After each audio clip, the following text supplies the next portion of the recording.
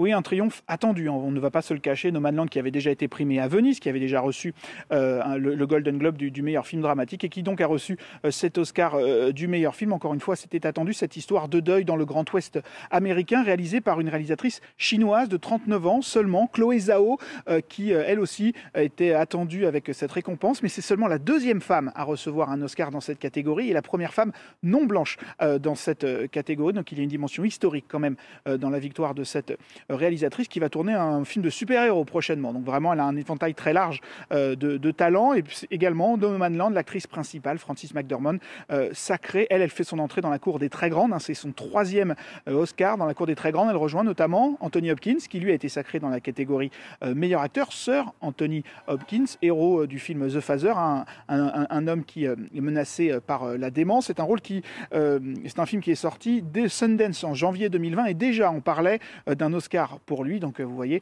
que les pronostics étaient les bons, même si on s'attendait peut-être aussi à la concurrence de Chadwick Boseman dans le film Ma Rainey, un film Netflix. Chadwick Boseman qui nous a quittés l'été dernier. Beaucoup s'attendaient à un Oscar posthume, mais non, c'est bien l'acteur britannique qui a été récompensé.